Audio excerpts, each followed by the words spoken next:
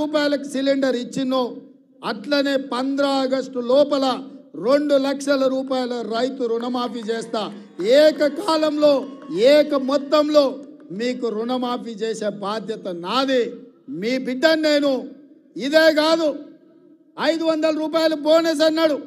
వచ్చేసారి పండించే వడ్లకు 500 రూపాయలు బోనస్ ఇచ్చి ప్రతి గింజ చివరి గింజ వరకు కొనుగోలు చేసే బాధ్యత నాది. నా తెలంగాణ రైతాంగ సోదరులకు నేను మాట ఇస్తున్న మిత్రులారా. అందుకే మిత్రులారా, మీ బిడ్డ ఇయ్యాల తెలంగాణ ముఖ్యమంత్రిగా ఉన్నాడు. మనం ఏదన్నా చిన్నదో పెద్దదో ఎమరుపాటుగా ఉన్నా కునుకు తీసినట్టు కళ్ళు మూసుకుంటే కుట్రలు ఉన్నాయి, కత్తులు తీసుకొని బయలుదేరిండ్రు. ఇవాళ ముందలనే యుద్ధం కాదు, వెనకాల కూడా యుద్ధం చేయాల్సిన పరిస్థితి వచ్చింది. బీజేపీ బీఆర్ఎస్ వాళ్ళు కుట్రలు, బిడ్డ బెయిల్ కోసం బీఆర్ఎస్ను తాకట్టు పెట్టి 5 పార్లమెంట్లలో బీజేపీని గెలిపిస్తా అని కేసీఆర్ సుపారీ తీసుకున్నాడు. నరేంద్ర మోడీకి లొంగిపోయిండు. బీఆర్ఎస్ కార్యకర్తలారా తస్మత్ జాగ్రత్త, మిమ్మల్ని మోడీకి తాకట్టు పెట్టిండు బిడ్డ బెయిల్ కోసం. మా కార్యకర్తలు కూడా నేను చెప్పదలుచుకున్నా, మీరు అప్రమత్తంగా ఉండండి. వాళ్ళంతా ఒక్కటైనరు, ఏకమైనరు. ఎట్లయినా మనల్ని పడగొట్టాలి, మనల్ని ఓడగొట్టాలనే కుట్ర జరుగుతుంది. ఎమ్మెల్యే ఎన్నికల కంటే కూడా ఎక్కువ కష్టపడాలి. ఎక్కడ కూడా నాకు తెలుసానో నాకు కావాల్సిన వాళ్ళనో మా చుట్టపోలను అప్రమత్తంగా ఉంటే ఇవాళ ఈ అధికారంలో ఉండే కార్యకర్తలకు మేలు చేయాలన్న ఆలోచనతో మనకంత నష్టం జరుగుతుంది. ఈ ఎన్నికలైన మరుక్షణం సర్పంచ్, ఎంపీటీసీ, ఎంపీపీ, జడ్పీటీసీ స్థానిక సంస్థల ఎన్నికలు రాబోతున్నాయి. ఇవాళ మీరు ఊర్లలో పట్టు వదిలిందంటే రేపు ఎవడో ఒకడు మోపవుతాడు.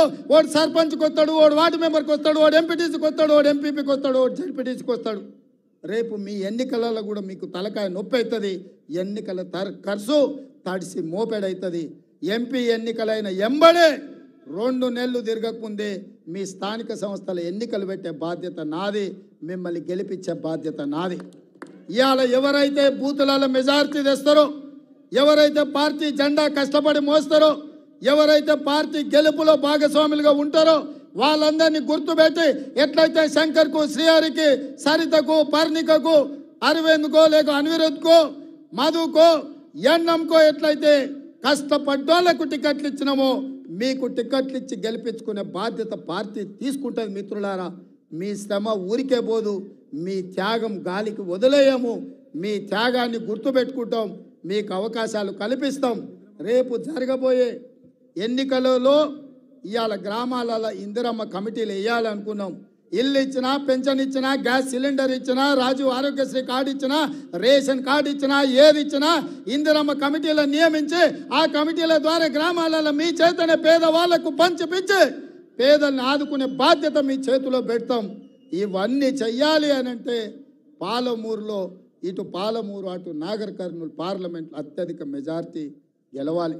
ఎందుకంటే పెద్దలు ఒక మాట చెప్పారు, ఇంట్లో గెలిచి రచ్చ గెలవాలని. ఇవాళ నా ఇంట్లో నా పాలమూరులో ఏదైనా తప్పిదం జరిగితే జాతీయ స్థాయిలో మనం చెప్పుకునే పరిస్థితి ఉంటుందో ఆలోచన చేయండి మిత్రులారా.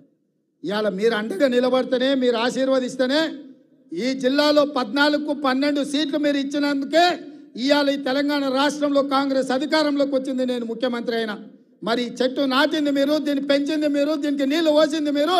ఇవాళ ఎవడో భుజం మీద గొడ్డలు వేసుకొని నరుకుతామని వస్తే ఇవాళ మీరు చూసుకుంటూ ఉంటారా? మీరు నరకనిస్తారా? మీరు ఆలోచన చేయండి. మీరు పెంచిన మొక్క చెట్ట నీడనిస్తుంటే ఇవాళ దాన్ని తెగ నరుకుతామని ఢిల్లీ నుంచి ఒకడు, గజ్వేల్ ఫామ్ హౌస్ నుంచి ఇంకొకడు బయలుదేరిండు. మిత్రులారా, ఇవాళ మీ చేతుల్లోనే ఉంది. మీరు పెంచిన చెట్టు వృక్షమై కాయలు ఇస్తుంది. దీన్ని కాపాడే బాధ్యత మీ మీదనే ఉంది. కాపాడతారనే నమ్మకం నాకు ఉన్నది. మీరందరు సిద్ధమేనా మిత్రులారా? సిద్ధమేనా? సిద్ధమేనా? సిద్ధమేనా? సిద్ధమేనా? సిద్ధమేనా? సిద్ధం అన్నోళ్ళందరూ చేయి పైకెత్తుర్రి. జై